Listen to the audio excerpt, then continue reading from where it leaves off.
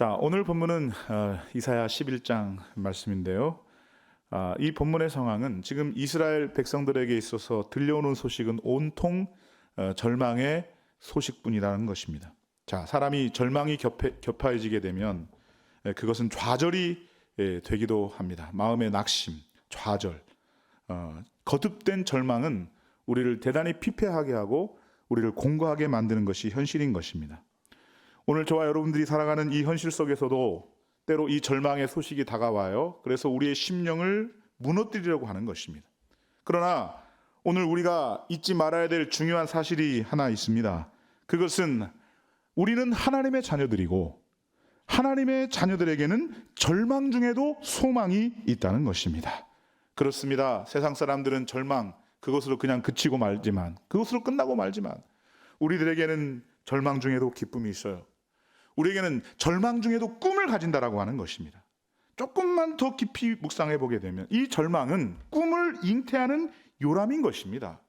오늘 우리의 현실에 대해서, 이 세상에 대해서 절망하기 때문에 나는 더욱더 하나님을 의지하게 되는 것이고, 나는 이 하나님 나라에 대한 꿈과 환상을 꾸며 나아갈 수 있다라고 하는 것입니다. 여러분, 마틴 루터 킹 목사님을 한번 생각해 보시기 바라요. 이 킹 목사는 이미 노예들에게 자유선언문이 선포되었는데 100년이 지났는데도 여전히 이 미국의 현실을 보니까 피부 색깔 때문에, 이 피부 색깔이 다르다는 이유만으로 흑인의 대부분이 공평한 대우를 받지 못하는 현실을 보았어요.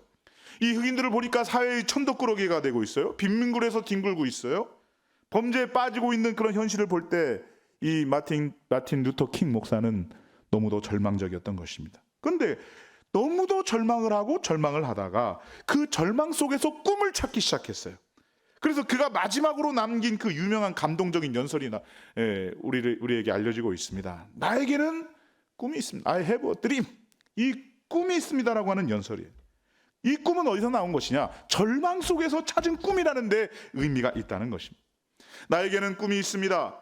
조지아주의 붉은 언덕에서 노예의 후손들과 이 노예 주인의 후손들이 형제처럼 손을 맞잡고 나란히 앉게 되는 꿈입니다.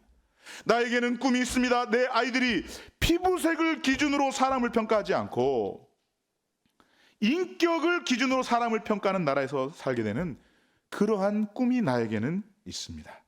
마틴 루터 킹 목사는 절망 가운데서 꿈을 외쳤어요. 근데 그 꿈이 어디에 근거를 하고 있느냐가 대단히 중요한 것인데, 그 꿈의 근거는 하나님의 주권이었다라고 하는 것입니다. 그렇습니다. 여러분, 오늘 우리가 꿈을 꿀 수 있는 그 근거가 어디에 있다고요? 하나님의 주권에 있다는 것입니다. 여러분, 하나님은 살아계십니다. 하나님은 살아계십니다.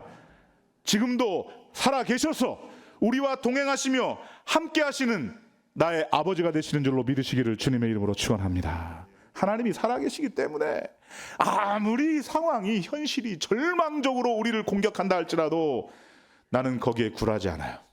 절망 중에 소망이 있어요. 절망 중에 꿈을 꾼다는 거예요. 희망을 주시고 비전을 주시는 하나님의 은혜를 마음껏 만끽할 수 있는 저와 여러분들이 다 될 수 있기를 주님의 이름으로 축원합니다. 오늘 우리가 읽은 본문은 이사야 11장 말씀입니다.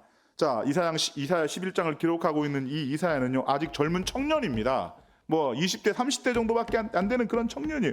근데 그가 청년 시절에 본 이 나라는 한마디로 소망이 없는 나라였어요. 앞을 보거나 뒤를 보거나 위를 보거나 아래를 보거나 온통 이 나라가 썩을 대로 썩어서 소망이 없었던 거예요. 절망적이었던 거예요. 그래서 이사야 5장을 보게 되면 화 있을진저라고 하는 단어가 계속 나오고 있어요. 저는 이것을 화 있을진저 시리즈라고 부르고 싶습니다. 저주와 심판 시리즈인 것입니다. 오늘 이 세상을, 이런 현실, 이런 상황을 보니까 화 있을진저. 지금 이 이사야 5장 말씀만 보게 되면 이 나라, 이 민족, 이 사회, 이 현실, 우리의 가정의 형편, 내가 지금 살아가고 있는 이 땅에서 돌아가고 있는 이 상황, 이 모든 것들을 보게 되면 화 있을진저, 절망스럽다는 것입니다.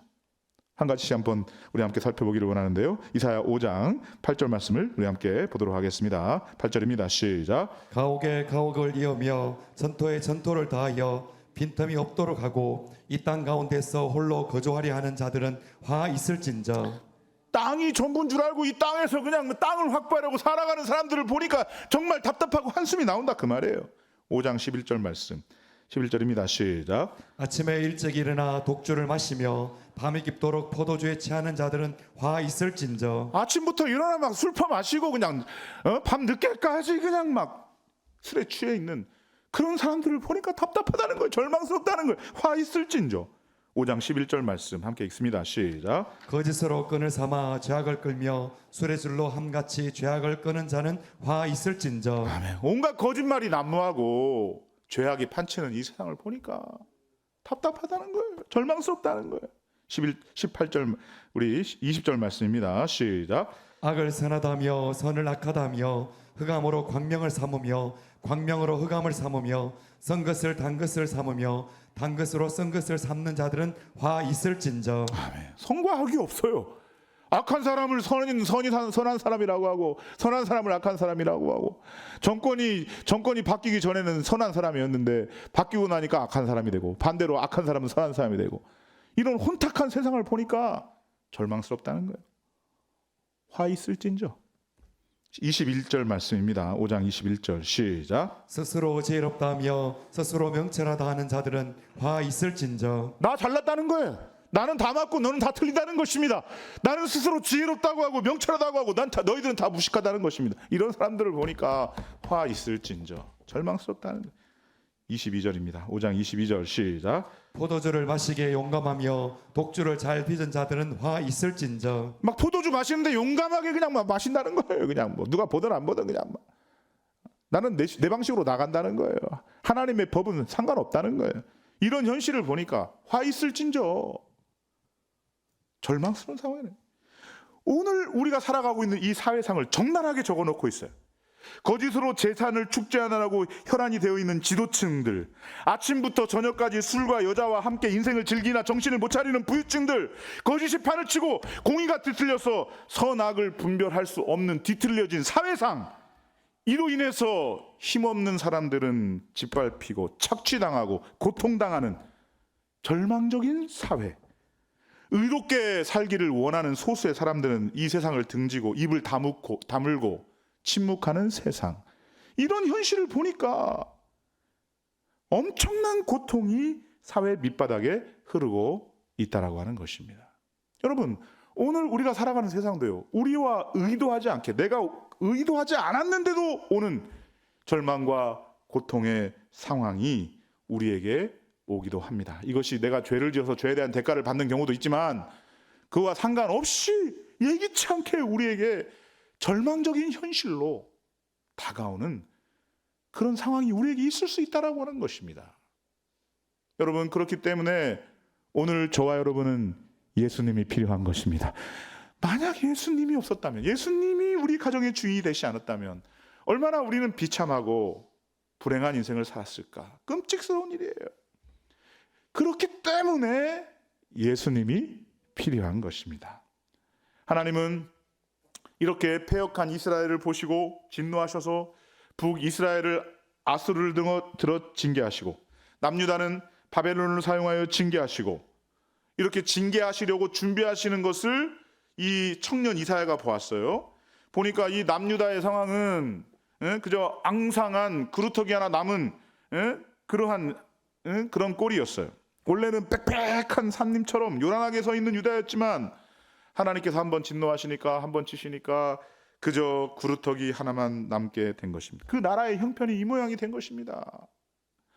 오늘 우리의 현실 속에서, 우리의 삶 속에서 이런 일을 겪고 저런 일을 겪고 누구와의 갈등을 겪고 이해관계가 맞지 않아서 서로 다투고 힘들고 관계적인 문제가 생기고 물질적인 문제가 생기고 건강에 문제가 생기고 부모와 자녀 간에 갈등이 생기고 이런 현실을 볼 때 내 영혼의 동산을 가보니까 내 영혼의 동산에 살림이 빽빽하게 나무가 들어서 있어야 되는데 보니까 앙상하게 그릇떡이 하나만 남은 것 같은 그런 상황을 보게 된 거예요. 소망이 없어요. 이사야는 조국을 보고 땅을 치고 우리의 현실을 보고 답답해하고 있는 것입니다. 그런데 중요한 것이 바로 무엇인 것입니까? 이사야는 그런 상황 속에서도 하나님의 꿈을 소유한 사람이었다는 것입니다. 하나님이 비전을 주시면, 꿈을 주시면 그 꿈을 받아들였다는 거예요. 하나님은 그에게 꿈을 보여주셨습니다. 앙상한 그루터기에서 싹이 나기 시작했던 것입니다. 자, 11장 1절 말씀을 먼저 함께 보도록 하겠습니다. 11장 1절입니다. 함께 있습니다. 시작. 이새의 줄기에서 한 싹이 나며 그 뿌리에서 한 가지가 나서 결실할 것이요. 아멘. 앙상한 그루터기에서 한 싹이 납니다. 이 싹이 가지가 되더니 그 가지에서 잎이 나고 그 잎에서 꽃이 피고 그것이 열매를 맺고 계시는 것입니다. 하나님은 지금 이사야를 보고 말씀하시는 것입니다. 얘야, 이것을 지금 너 보고 있느냐? 잎이 나고 꽃이 피고 열매를 지는 이 가지가 뭔지 아느냐? 이것은 곧 다윗의 자손으로 장차 이 땅에 태어날 메시아다, 이렇게 말씀하는 것입니다. 예수님의 탄생을 지금 예고하고 계시는 거예요. 예수님, 이 메시아가 이 땅에 오심으로 말미암아 오늘 이 모든 절망적인 상황, 우리를 답답하게 한 이 현실들을 다 녹여버리고 하나님의 꿈이 실현되고 주의 영광의 나라가 실현되는 역사가 나타나게 된다는 사실을 우리에게 먼저 가르쳐주고 있다는 것입니다. 하나님께서는 계속해서 말씀해 주시고 있어요. 그리스도가 다스리는 그 나라가 임하면 내 눈앞에 펼쳐진 이 혼탁하고 부패한 나라는 다 사라진다. 온 세계는 예수 그리스도 때문에 하나님의 나라로 바뀌게 될 것이다, 이렇게 말씀하고 있는 거예요. 자, 그 말씀이 10절 말씀에 있습니다. 11장 10절입니다. 함께 있습니다. 시작. 그날에 이새의 뿌리에서 한 싹이 나서 만민의 기치로 설 것이요 열방이 그에게로 돌아오리니 그가 거룩한 것이 영화로우리라. 아멘. 자, 뭐라고 시작하고 있습니까? 그날에라고 시작하고 있어요. 그날에라고 하는 문구로 시작하고 있어요. 그날이 어떤 날인 것입니까? 이새의 뿌리인 예수님이 오시는 날이에요. 여러분, 예수님께서 여러분의 가정에 임하시기 시작하면, 예수님께서 우리 교회에 임하시기 시작하면 그날에 이 영광스러운 날이 선포된다는 것입니다. 그날이 오면 구원의 깃발, 복음의 깃발, 하나님의 나라의 깃발을 높이 세운다는 거예요. 모든 열방이 주님께로 돌아온다는 것입니다. 예수 그리스도께서 통치하시는 나라, 예수 그리스도께서 다스리시는 그런 나라가 우리의 눈앞에 펼쳐진다는 것입니다. 저는 그 하나님의 나라가 먼저 여러분의 가정 안에 임할 수 있기를 우리 주님의 이름으로 축원합니다. 여러분, 우리는 그 날을 사모하는 거예요. 그 날이라는 게 먼 날이 아니에요. 오늘이 그 날일 수가 있는 거예요. 주님이 우리의 가정에 임하시면 우리의 아픔, 상처, 고통 다 녹아지는 것입니다. 하나님의 우리의 상한 마음을 위로해 주시는 것입니다. 우리의 아픈 마음을 만져주시고 치유해 주신다는 것입니다. 언제 있었는지 모르는 그 모든 갈등과 위기의 상황이 다 사라져버리는 그 역사가 그날에 이루어지게 되는데, 하나님께서는 그 이사야에게 그런 꿈을 주신 거예요. 그분은 완벽한 통치자세요. 그분은 지혜와 총명을 가지신 분이요, 모략과 재능을 가지신 분인 것입니다. 그러니 이 하나님의 계시의 말씀을 들을 때 이 이사야가 얼마나 황홀했겠어요. 완전한 통치자가 다스리는 나라이기 때문에 그 다스림 자체가 완전할 수밖에 없어요. 여러분, 오늘 내가 이 가정의 가장이다, 혹은 내가 이 가정의 기도의 영적 어머니다, 이런 자부심을 가지고 여러분이 여러분의 가정을 잘 운영을 하고 자녀들을 가르치고 이 가정의 전체적인 비전, 가치, 이런 것들을 세우고 나가는 거 대단히 중요합니다. 그러나 내가 가장으로서 이 가정을 다스린다는 것은 완전할 수 없습니다. 우리 주님으로 여러분의 가정의 주인 삼을 수 있기를 주님의 이름으로 축원합니다. 주님께서 우리 가정 위에 주인이 되어주셔서 다스려 주셔야 되겠습니다. 우리 주님은 지혜와 총명을 가지신 분이시오, 모략과 재능을 가지신 분이시오, 전지전능하신 하나님이시기 때문에 오늘 주님께 내어 맡기면 주님께서 이 가정을 가장 아름답고 행복하고 영화로운 샬롬과 부흥이 넘치는 아름다운 가정으로 축복하여 주실 줄로 믿습니다. 이런 믿음을 가지고 나아가는 거예요. 그 다스림 자체가 완벽할 수밖에 없어요. 자, 11장 5절 말씀을 함께 보도록 하겠습니다. 11장 5절입니다. 함께 있습니다. 시작. 공의로 그의 허리띠를 삼으며 성실로 그의 몸의 띠를 삼으리라. 아멘. 자, 공의로 그의 허리띠를 삼는다 그랬죠. 그리고 성실로 그의 몸의 띠를 삼으리라, 이렇게 말씀하고 있어요. 자기 나라를 다스릴 때 공의로 그 허리띠를 삼는다고 말씀하고 있어요. 성실로 몸의 띠를 삼을 것이라고 의와 불의를 바로 분별하는 것입니다. 선과 악을 정확하게 구별하는 것입니다. 여러분, 이것이 공의인 것입니다. 아니 선이 악이 됐다가 악이 선이 됐다가 오늘 이 사회를 보게 되면 온통 뒤죽박죽이고 이게 도대체 또 5년 뒤에는 이게 악이 될지 선이 될지 모르는 그런 혼탁한 세상을 우리가 살아가고 있어요. 그죠? 그런데 우리 하나님은 분명해요. 선과학이 분명해요. 오직 이 모든 진리는 하나님의 말씀 안에 있는 줄로 믿으시기를 주님의 이름으로 축원합니다. 하나님께서 계시하신 이 하나님의 말씀을 따라 순종하며 움직이는 그 삶, 하나님은 그렇게 공의로 우리를 통치한다는 거예요. 그런데 공의만 있어서는 안 됩니다. 이 세상에서 나는 정의를 외칩니다. 나는 의를 따라갑니다. 나는 인권을 위합니다. 이러면서 알고 보니까 그 뒤에서는 뭐 할 거 안 할 거 다 하고 지를 죄 안 지을 죄 다 지우고 이런 사람들이 있어요.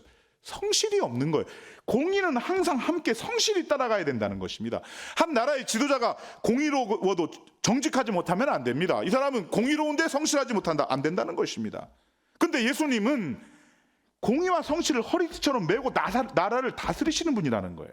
자, 그리고 3절에 보면 재미있는 표현이 나와요. 3절 하반절을 함께 보도록 하겠습니다. 3절 시작. 그의 눈에 보이는 대로 심판하지 아니하며 그의 귀에 들리는 대로 판단하지 아니하며. 아멘. 눈에 보이는 대로 심판하지 않는다, 이렇게 말씀하고 있습니다. 뭐 사람은 어쩔 수 없이 눈에 보이는 것만 가지고 심판을 합니다. 그 사람의 속마음을 들여다보거나 할 수 없습니다. 그래서 정에 매여 이리도 가고 저리도 가고 이거 해주고 저거 해주고 이러다 보면 공의도 사라지고 나중에는 선이 악이 되고 악이 선이 되고 이런 현실을 우리가 많이 보고 있는 것입니다. 혼탁한 세상에서 흔히 많이 일어나는 일이었고 이 당시에도 그렇고 오늘 이 시대에도 부정할 수가 없는 것입니다. 그런데 예수님은 이와 같은 일을 절대로 하지 않는다는 거예요. 악한 자는 악한 대로 다루시고 선한 대는 선한 대로 대접한다는 거예요. 그 땅에서 억울함이 없도록 고통을 당해서 해를 입어서 하늘 풀지 못해서 하늘을 향해서 하소연하는 그런 사람들이 생기지 아니하도록 그런 나라를 만들어 주신다는 것입니다. 하나님이 다스리시는 나라, 하나님이 통치하시는 나라가 그 나라인 것입니다. 이렇게 주님이 완벽하게 통치하시기 때문에 어떤 일이 일어나게 되는 것입니까? 11장 6절 말씀을 우리 함께 보도록 하겠습니다. 11장 6절 함께 있습니다. 시작. 그때 이리가 어린 양과 함께 살며 표범이 어린 염소와 함께 누우며 송아지와 어린 사자와 살찐 짐승이 함께 있어 어린아이에게 끌리며. 아멘. 자, 또 그때 이렇게 시작하고 있네요. 그때가 언제라는 거예요? 예수님이 통치하시는 그 나라, 그때라는 거예요. 예수님이 통치하시면 우리의 가정은 천국으로 변하게 될 줄로 믿으시기를 바랍니다. 예수님이 통치하시면 우리 교회는 이 자체가 천국이에요. 여기서 그냥 100배 튕겨놓으면 그게 진짜 천국이에요. 여러분, 이 천국 같은 교회, 하나님 나라가 임하는 이 교회들이 모이면 대구 땅은 희망의 도시가 될 것이고 대한민국은 그리스도의 나라가 속히 이루어지게 될 줄로 믿으시기를 주님의 이름으로 축원합니다. 예수님이 통치하시는 그 나라가 되면 그 뜻이에요. 그러면 이리가 어린 양과 함께 살고 표범이 어린 염소와 함께 눕고 송아지와 어린아이가 어린 사자와 살찐 짐승이 함께 있어 어린아이에게 끌리고. 여러분, 이게 무슨 동화에서 나오는 이야기인 것입니까? 짐승은 짐승의 본능이 있는 것인데 이리가 어린 양을 보면 잡아먹으려고 하는데 서로 뛰논다는 거예요. 표범하고 어린 염소가 함께 눕는다는 거예요. 여러분, 하나님의 나라가 임하게 되면 아무리 독사 같은 사람, 독한 사람도 변화를 받아가지고 어린아이처럼 순진한 자가 된다는 것이 하나님의 나라의 뜻인 것입니다. 독사가 어린아이를 해하지 않는 그런 나라가 임한다는 거예요. 사자가 어린 양을 죽이는 일, 자연이 인간을 공격하는 일, 주님의 나라에서는 더 이상 일어나지 않는다는 것입니다. 인간이 자연을 해할 일도 없고 자연이 인간을 위협할 일도 없는 자연과 인간과 자연이 서로 화목하게 손잡고 푸른 초장에서 하나님을 찬송하는 그날이 온다는 회화적인 표현이에요. 그 나라가 임한다는. 오늘 우리가 살고 있는 사회는 사람과 사람인데도 서로 핥히고 뜯고 싸우고 갈등하고, 아니 먼 사람도 아니고 같은 가족 안에서 같은 성도들끼리 핥히고 비난하고 서로 상처 주고 상처받고 그런 세상 아니에요. 그런데 주님의 나라가 임하면 본능적으로 싸울 수밖에 없는, 집어삼킬 수밖에 없는 그런 존재들도 화평을 이루는 나라가 된다는 거예요. 샬롬을 이루는 나라가 된다는 거예요. 주의 영광의 나라가 오게 되면 서로 사랑하고 아껴주고 평화를 이루고 서로 존귀히 여겨주며 서로 포용하고 수용하고 함께하는 그런 나라가 임하게 된다는 거예요. 저는 먼저 여러분의 가정 안에 이런 주의 나라가 임할 수 있기를 주님의 이름으로 축복합니다. 예수님이 찾아오셔야 되는 거예요. 예수님이 함께 하시면 그 가정은 천국이에요. 다른 건 다 있어요. 뭐 돈도 있고 재산도 있고 권력도 있고 다 있어요. 그런데 예수님만 없어요. 지옥이에요. 지옥이라고. 예수님이 없으면 지옥이에요. 그 돈 때문에 화금 덩어리가 돼요. 권력 때문에 가정이 깨진단 말이에요. 그런데 다른 건 없어요. 뭐 돈도 별로 없고, 그저 뭐 아이들 뭐 그냥 지방대학 적당히 갔고. 그런데 모이면 엄마, 아빠 낳아줘서 감사해요. 아니 너희들이 태어나줘서 감사다, 고맙다 하면서 서로 축복하고 사랑하고 격려하고 칭찬하는. 아니 남들이 볼 때는 야, 저 뭐 집들도 없는 가정에서 왜 저러고 사는지 모르겠다 그러는데 막 행복한 거예요. 넘쳐나는 거예요. 예수님이 계시면 그런 주의 나라가 임한다는 것입니다. 여러분, 오늘 우리가 살아가는 세상은 지진과 기근으로, 해일과 쓰나미로, 자연재해로 인해서 수천 명, 수만 명이 죽어나가는 일들이 끊이지 않고 있습니다. 여러분, 코로나 팬데믹으로 인해서 한 2, 3년간 전 세계가 거의 마비되다시피 했던 것입니다. 여러분, 이것이 자연이 인간을 공격하는 현상인데요. 이런 살벌한 죄악과 저주의 현상들이 더 이상 따라오지 못하는 그런 나라가 된다라고 하는 것입니다. 왜요? 하나님이 온전히 통치하시기 때문에. 여러분, 오늘도 끊임없이 하나님은 교회를 다스리시고 가정을 다스리시며 이 나라 이 민족을 통치하시는 하나님이신데, 그 통치권을 받아들이는 곳에서는 주의 나라가 임하고 거부하는 곳에서는 지옥의 나라가 임하는 거예요. 그 하나님 나라의 원리를 우리가 알아야 되는 거예요. 하나님, 우리 가정 위에 임하여 주옵소서. 주님이 역사하시면 샬롬 부흥 전도의 역사가 나타날 줄로 믿사오니 임하여 주시면 순종하겠나이다. 뜻을 받들겠나이다. 이런 열린 마음으로 어린아이와 같이 하나님의 나라를 받아야 된다는 것입니다. 하나님의 나라를 받아야 돼요. 주시면 어떻게 해요? 받아야 된다는 것입니다. 주시면 받아요. 그래서 어떤 결과가 온다는 것입니까? 9절 말씀입니다. 9절입니다. 시작. 내 거룩한 산 모든 곳에서 해됨도 없고 상함도 없을 것이니 이는 물이 바다를 덮은 같이 여호와를 아는 지식이 세상에 충만할 것임이니라. 아멘. 자, 여기서 내 거룩한 산은 하나님의 나라를 상징하는 단어입니다. 주님이 다스리는 나라입니다. 자, 이 나라는 해됨도 없고 상함도 없다는 거예요. 악한 자들이 선하게 바뀐다는 거예요. 자연과 인간이 화목하게 된다는 것입니다. 하나님께서 다스리는 나라가 되면 상처를 주는 영혼도 상처를 받는 영혼도 없어요. 이런 나라가 도래할 것이라는 것입니다. 여러분, 오늘 우리가 살아가는 이 세상은 늘 상처, 고통, 아픔, 이 문제 하나 해결했는데 또 하나 문제가 터지면 또 아프고 또 고통스럽고, 고통이 끊이지 않는 것이 오늘 우리의 삶의 현실 아닙니까? 그런데요, 주님이 내 마음 가운데, 심령 가운데 찾아와 주시고 우리의 가정 가운데 찾아와 주시고 두세 사람이 모인 이 사랑방 가운데 임하여 주심으로 말미암아 이 안에 모든 고통과 근심이 사라지고 절망과 우환이 사라지고 상처가 치유되는 아름다운 역사가 나타나게 될 줄로 믿으시기를 주님의 이름으로 축원합니다. 하나님의 완전한 통치, 이 비전을 이사야가 본 거예요. 이게 희망의 꿈이었다는 것입니다. 사랑하는 성옥교회 성도 여러분, 더 이상 현실을 보고 절망하지 않으셨으면 좋겠어요.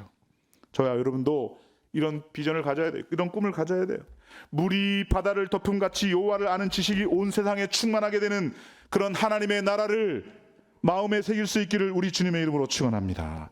아무런 소망도 안겨다 주지 못하는 이 세상을 먼저 볼 것이 아니라 하나님을 먼저 봐야 돼요. 하나님의 나라에 대한 비전을 먼저 봐야 된다는 것입니다.